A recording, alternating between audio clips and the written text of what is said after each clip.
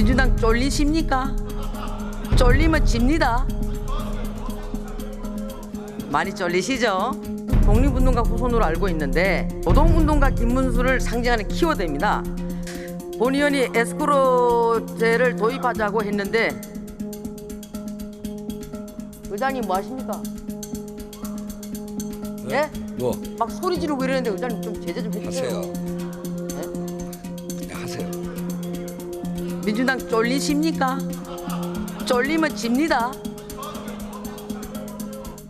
민주당 의원님들이 김문수 지사님한테 굉장히 좀 민감하신 거 보니까 맞아, 김문수 장관님 많이 쫄리시죠? 이재명 대표나 김문수 장관이랑 똑같이 경기지사 했는데 참 청렴하게 일 잘하신 분이 누굴까요? 존경하는 국민 여러분, 재동포 여러분, 우원식 국회의장과 선배 동료 의원 여러분, 그리고 국무위원 여러분, 경북 상주 문경 국민의힘 이미자 의원입니다. 대한민국의 지속 가능한 발전의 최대 걸림돌은 양극화와 저출산 고령화 사회입니다.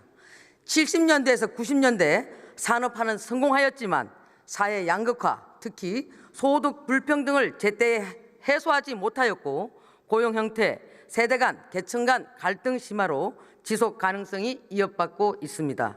설상가상으로 트럼프 2기 정부의 관세 조치 등으로 수출 및 경제 전반의 불확실성이 확산되는 가운데 AI 및 기술 패권 경쟁, 경기 둔화, 그리고 이런 것들이 복합적으로 작용하면서 노동시장의 위기로 이어질 우려가 커지고 있는 상황입니다. 우리 경제는 과거에 경험해보지 못한 복합적인 도전에 직면해 있습니다.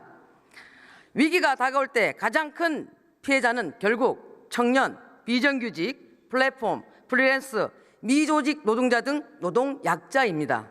AI로 대변되는 첨단 산업은 필연적 노동시장에 급격한 변화를 가져올 것이고 고용, 노동의 미스매칭, 노동인구 감소와 노동약자 지원 등 고용노동부 장관 앞에 놓인 수많은 일들에 대하여 잘 대비하고 있는지 방향, 법, 제도적 보관이 있는 것인지 하나씩 짚어보고자 합니다. 고용노동부 장관 나와주시기 바랍니다.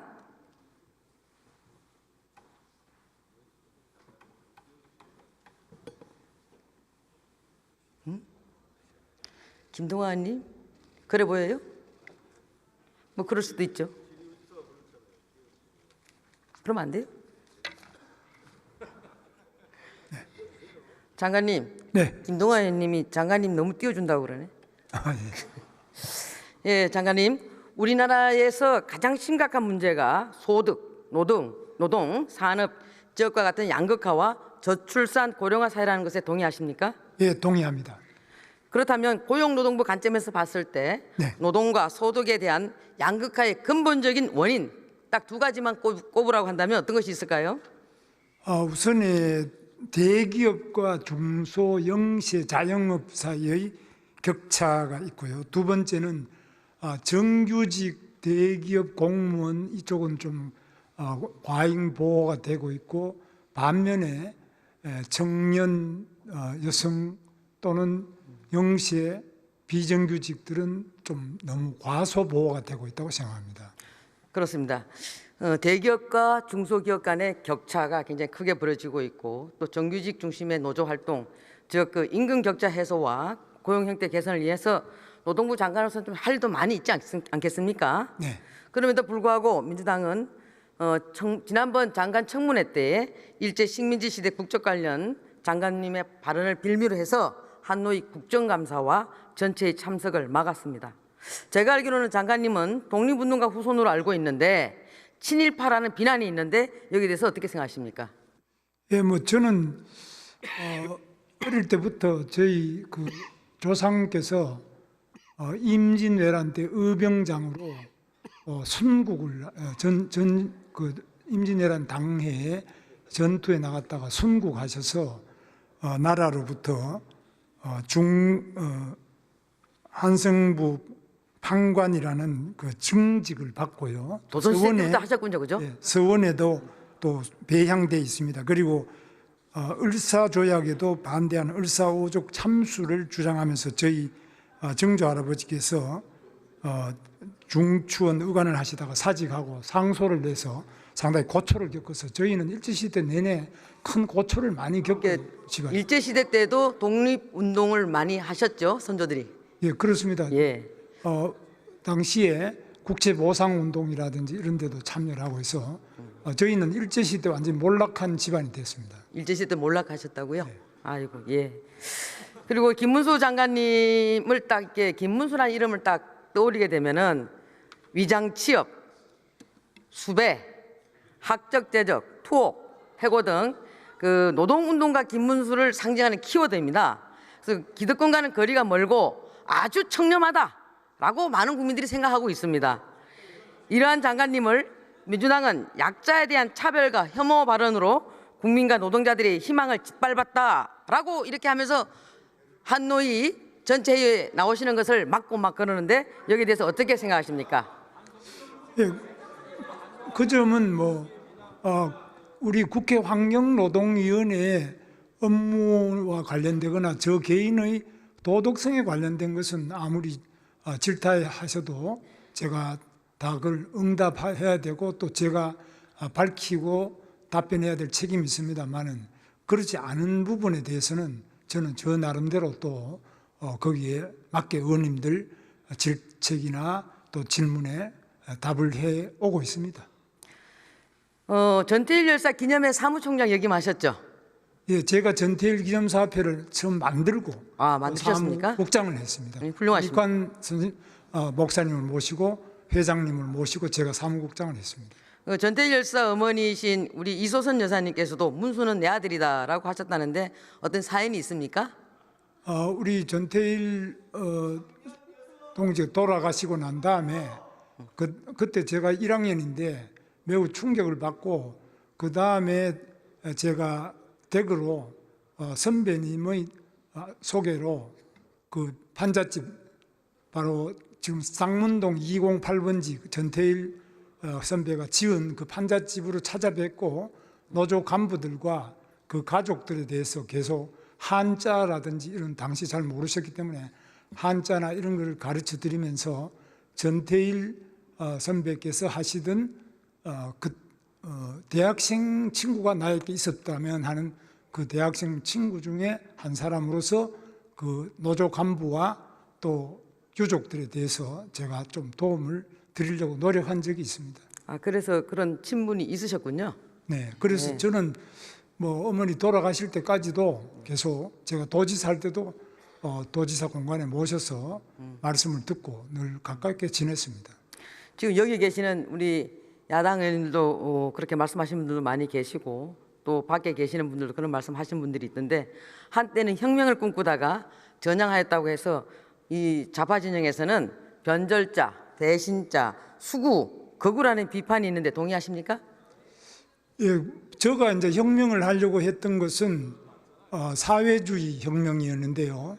그 이유는 대학에 들어가서 마르크스 레닌주의 공부를 하면서 평등한 사회 그리고 다른 어떤 외세의 지배를 받지 않는 사회 그리고 또 미래가 다 이렇게 행복하고 잘 사는 유토피아를 꿈꿨습니다. 그렇습니까? 유토피아를 꿈꾼 것이 바로 소비에트나 중국 공산당이었는데 1990년대에 바로 소비에트가 무너지고 철의 장막이 거치면서 소비에트는 결코 유토피아도 아니고 정말 너무 제가 배우고 꿈꿨던 마르크스 레닌의 그 이론과 너무나 다르고 차별과 착취와 인권이 하나도 없는 억압된 사회라는 것을 알고 매우 고심하면서 이건 아니구나. 현실은 결코 유토피아가 한꺼번에 이루어질 수 없다.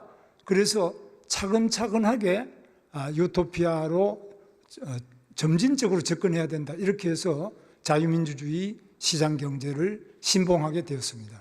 잘 오셨습니다. 본회의장에서 계엄에 대해서 사과하지 않았다고 민주당이 난리던데 어떻게 생각하십니까? 계엄에 대해서는 저는 찬성을 안 합니다. 대통령께서 계엄하신 거를 저는 국무회의 참석해서 찬성한 적도 없고 저를 부르지도 않았습니다만은 그러나 지금 생각해도 만약 불러서 제가 참석했다면 적극적으로 이 계엄은 안 된다고 말씀드리고 반대를 했을 겁니다.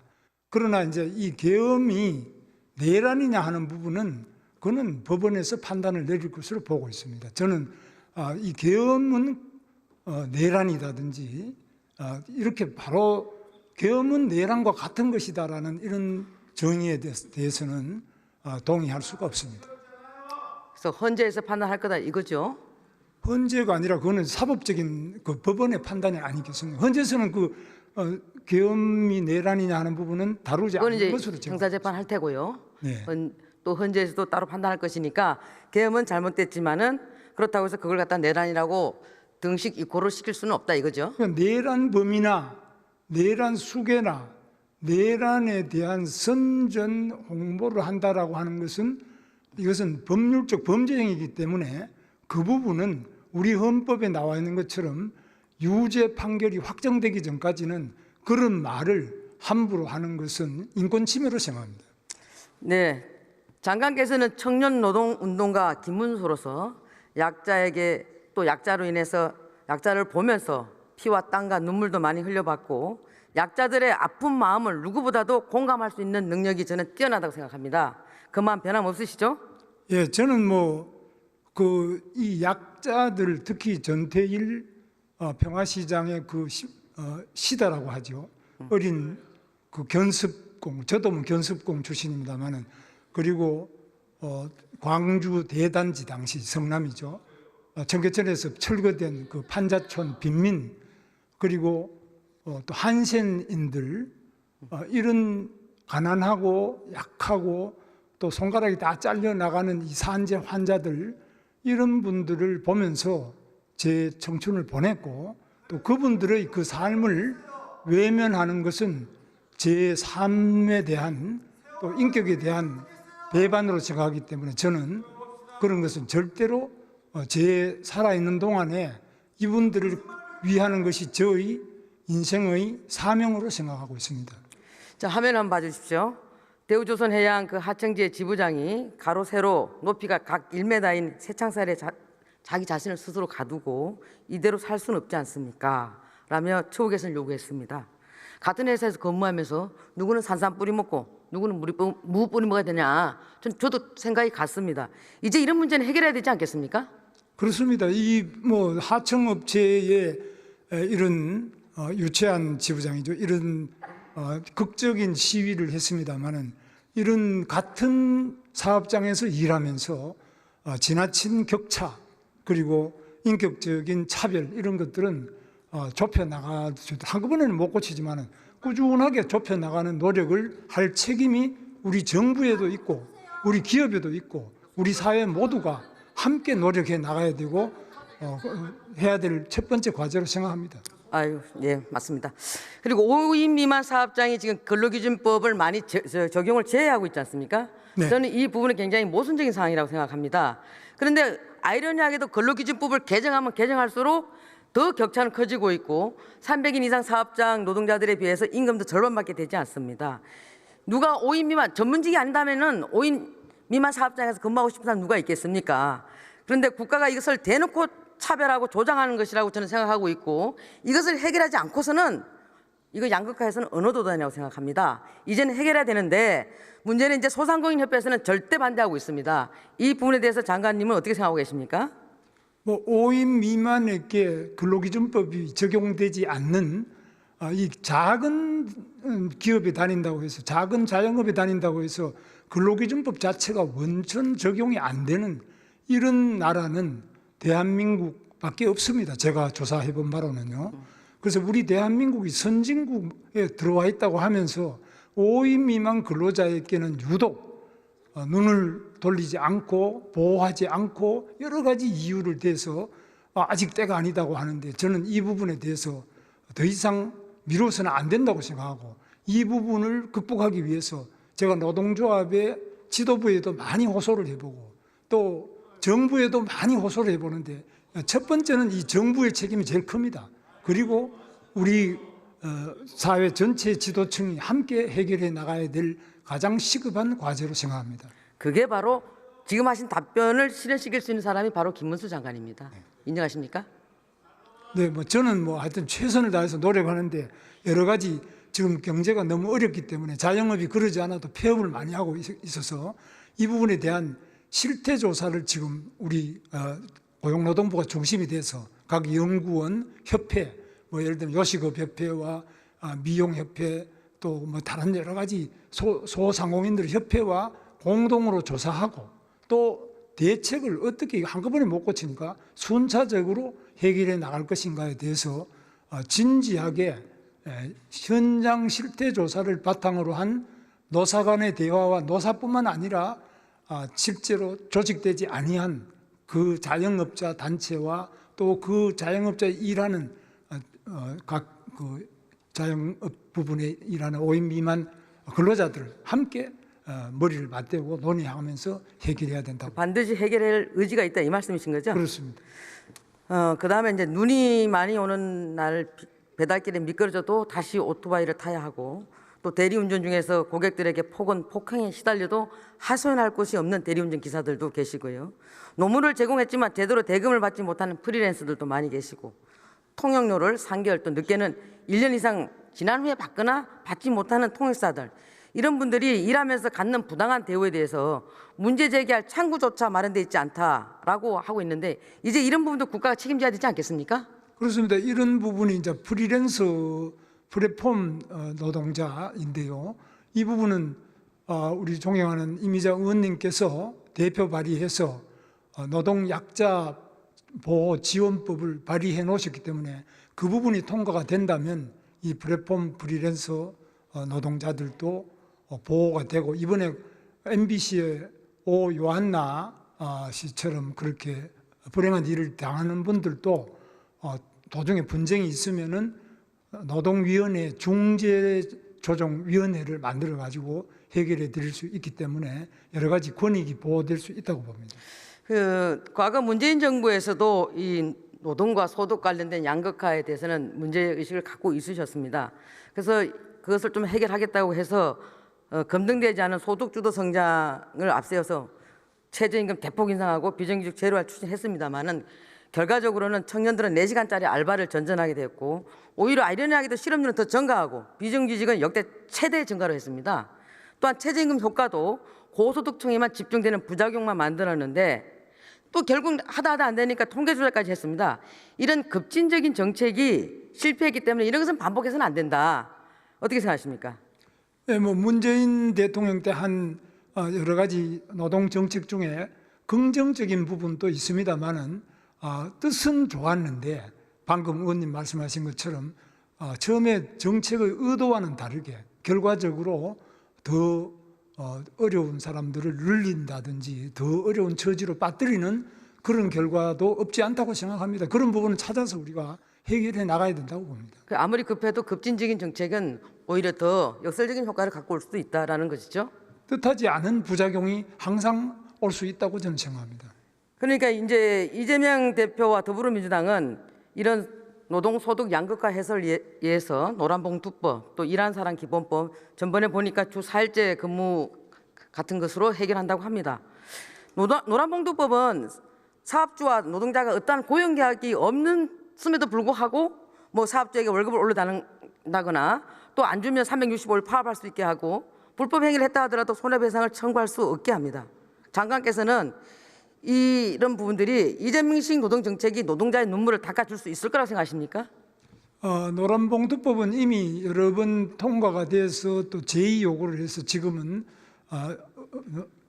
없습니다만은 이 부분은 어느 경우든지 간에 현행 우리 헌법과 또 민법의 근본을 위반하는 것이기 때문에 이런 부분을 빼고 그 독소를 빼고 긍정적인 부분을 가지고 다시 발의된다면 신중하게 저희들이 검토를 해서 제도적인 개선을 해나가는 그런 방향으로 가야 될 것으로 봅니다. 그러면 조금 더 진전돼서 이 부분에 대해서는 열어놓고 대화할 수 있다라고 생각해도 되는 겁니까?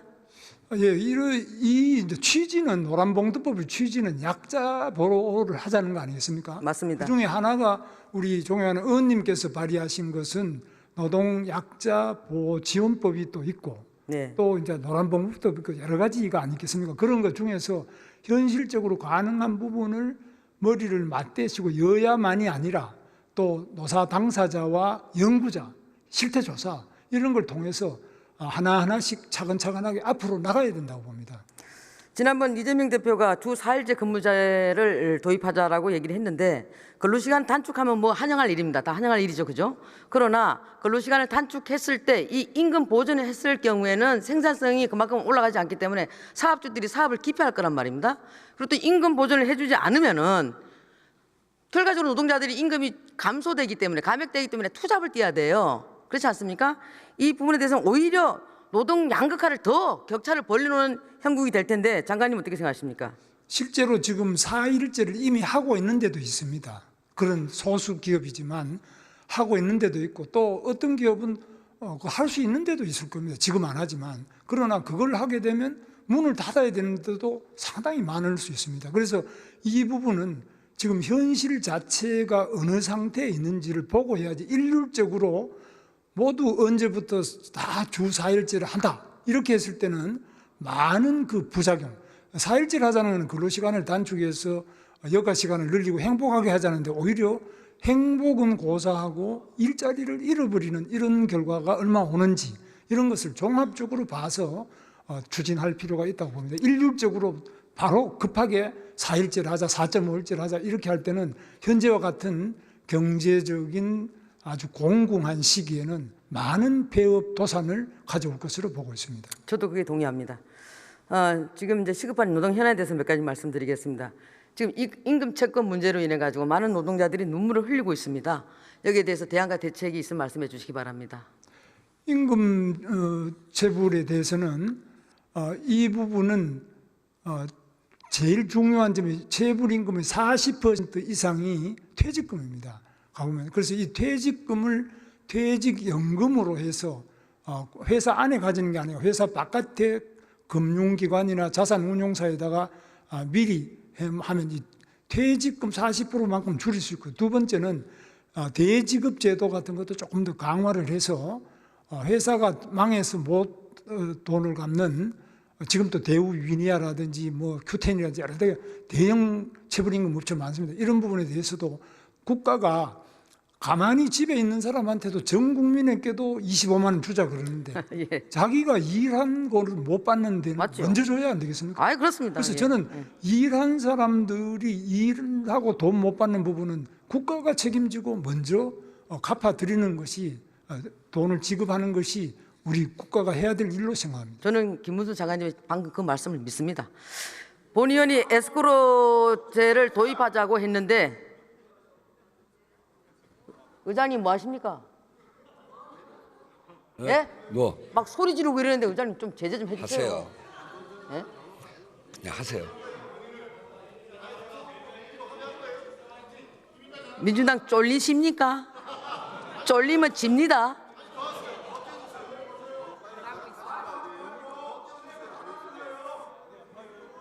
본 의원이 에스크로제도 어떤 것을 좀 도입하자라고 했는데 동의하시죠? 네, 동의합니다. 그 장관님께서도 좀 전에 말씀하셨습니다만은 직장 내 괴롭힘 굉장히 심각합니다. MBC 같은 경우에 기상캐스터 고오 요한나 씨가 직장 내 괴롭힘으로 해서 참 안타까운 사연을 우리한테 전했지 않습니까? 네. 지금 MBC는 그동안 몇 차례 근로감독관을 통해서도 임금 체불, 부당노동 행위, 모성보호법 위반 이런 걸로 사회적 지탄을 많이 받아왔고 사장이 지금 기소된 걸로 알고 있는데 이거 뿌리 뽑아야 되지 않겠습니까? 저는 뭐 뿌리 뽑아야 된다고 생각하는데 특히 이 방송사의 기상캐스터들이 프리랜서로서 정말 자기 꿈을 이루기는 고사하고 목숨을 잃어버리는 이런 일은 어떤 경우든지 반드시 막아야 된다고 생각합니다. 그다음에 지금 이제 굉장히 핫한 이슈가 반도체 특별법에서 화이트 이그젬션에 대해서 이제 논의를 했고 그래서 한동안 그 이재명 대표도 이 부분에 대해서는 좀 유연한 정책을 쓸 것처럼 했습니다. 그래서 처음에는 이 산이다 해서 기업가들이 맞습니다라고 했는데 아니다 저 산이다. 그리고 또 다시 저 산이다 이렇게 하니까 또 기업가들한테 희망 고문을 지금 하고 있는데 여기에 대해서 기업가들은 이 부분에 대해서 근로시간 규제를 좀 풀어달라고 하지만 노동조합에서는 이거 건강권 보호를 해야 되는 데 있어서 이건 건강권 침해다. 그리고 여기에 대해서 연구개발은 이거하고 상관없이 할 수 있는 건데 왜 이렇게 하라고 하느냐. 이재명 대표의 갈짓자 행보, 이산저산 행보가 결과적으로 기업들은 희망 고문을 했지만 사실 또 건강권도 보호해야 되는 건 사실입니다. 그래서 근로시간 유연성에 대해서 장관님의 견해는 어떻습니까? 이 부분은 모든 업종에 하자는 게 아니라 반도체 부분에 대해서 그것도 연구개발직에 한해서 그것도 연봉이 1억이 넘는 부분에 한해서 그것도 건강권을 보호하는 범위 내에서 자율성을 좀 주자. 지금 무조건 주 50위가 되는데 한 주는 50위 안 해도 그 다음 주는 또 더 못하게 이렇게 주 무조건 단위로 끊는 것을 조금 유연하게 하자는 이야기인데 이런 부분에 대해서는 우리 반도체는 기본적으로 속도 전쟁입니다. 속도가 늦으면 쓸모가 없는 반도체가 되지 않습니까? 그래서 이 반도체 연구 개발 부분에 대하여 또 연봉이 억대가 넘는 연구자들 건강권을 보호하는 범위 내에 본인 동의 있는 범위 내에서 하자는 것에 대해서는 정말 좀 현실을 좀 직시하는 합의가 이루어질 수 있기를 기대합니다. 제조업이나 이런 데는 절대 안 됩니다. 그건 다른 부분 확고하시죠? 넓히자는 건 아닙니다. 그렇죠? 예, 믿습니다. 지금 이제 정년 연장에 대해서 또 다시 민주당에서도 꺼내 들고 있고 우리 당도 거기에 대해서는 일부 동의하고 있습니다. 그러나 이제 청년들에게는 이게 꼭 반가운 얘기는 아니거든요. 네. 이와 관련돼서 정년 연장에 대해서 장관님의 생각은 어떻습니까? 정년 연장은 이제 연세가 좀 드신 정년에 근접한 분들에 대해서는 절박합니다. 그러나 예를 들면 젊은이들이 가고 싶어하는 공무원, 공기업, 대기업, 정규직 이 경우에는 정년을 연장하는 만큼 신규 채용을 적게 할 거 아닙니까? 그러면 결국 청년들이 상대적으로 좀 피해를 많이 보게 돼 있습니다. 그래서 저희는 한 사람의 청년과 한 사람의 정년에 임박한 사람을 놓고 볼 때는 청년들을 좀 우선적으로 보호해줘야 안 되느냐. 왜냐하면 청년은 노동조합도 없고 또 여러 가지 경제적으로 약자입니다. 그래서 청년들에게 우선권을 줘야 되지 않느냐. 청년을 희생으로 해서 정년을 일률적으로 연장하는 것은 문제가 있다 이런 취지지. 연세 드신 분들도 지금 열심히 쓰레기도 줍고 온갖 험한 일을 다 하면서 생계를 유지하기 위해서 애쓰시는데 이분들 도와드리도록 해야 되고 그거는 우리가 적극적으로 애를 쓰고 정년도 연장할 수 있는 부분은 또 중소기업 같은 데는 연장해도 청년들이 안 간다니까 문제가 없지 않습니까? 이런 걸 구분해야지.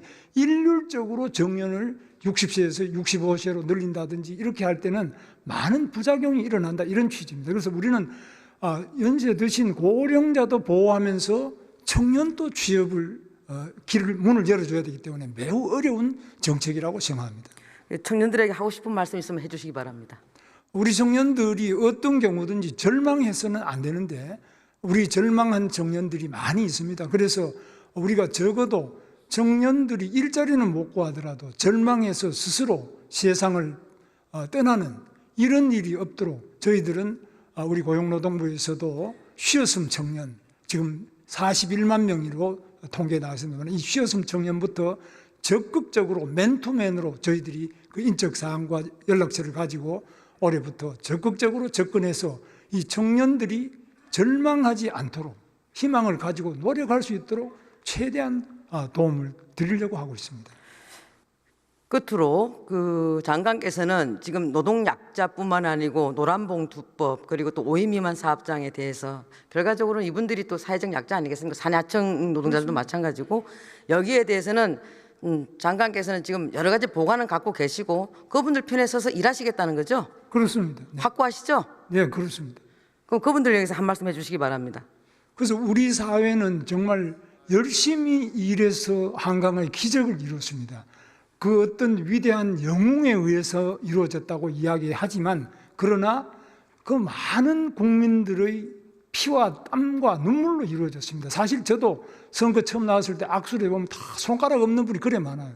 일하다가 프레스에 손가락 잘린 분이 그렇게 많았는데 요즘에는 악수해보면 손가락 잘린 분이 별로 없습니다. 그만큼 우리가 손가락을 바치고 온 생명을 바치고 산재해서 이런 목숨을 바쳐서 이룩한 이 대한민국인데 이런 부분에 대해서 우리가 늘 감사하게 생각하고 노동의 가치를 존중하고 그중에 이름 없이 일하고 있는 그 많은 분들에 대해서 기억하고 우대하고 존중하고 이분들을 배려하는 정책이 나와야만 우리 대한민국이 선진국으로 발돋움하고 행복한 대한민국이 될 수 있다고 저는 생각합니다.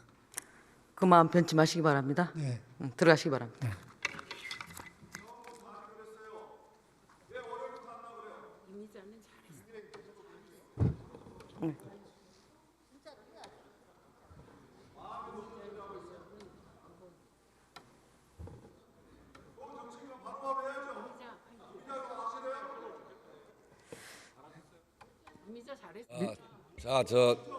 저 마저 들으세요. 민주당 의원님들이 김문수 지사님한테 굉장히 좀 민감하신 거 보니까 맞아, 김문수 장관님께 쫄리는 게 많은지 이렇게 민감한지 모르겠어요. 많이 쫄리시죠? 조금 더 돌리세요. 지금까지 국힘 중에 제일 잘했어요.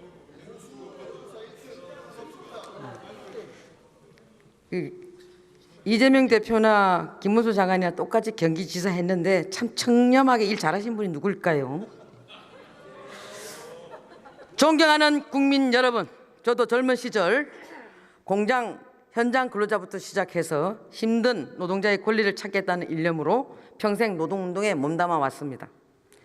지금도 그때의 다짐과 각오를 늘 되새기며 우리 사회에서 힘든 여건에서 일하고 있는 분들에게 조금이나마 도움이 되기 위해 최선의 노력을 다하고 있다고 자부합니다.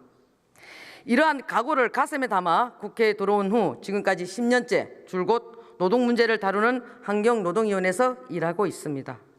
큰 보람을 느끼지만 한편으로는 힘들고 어려운 일도 참 많았습니다. 노동계 출신이면서 왜 무조건 노동자 편을 들지 않느냐?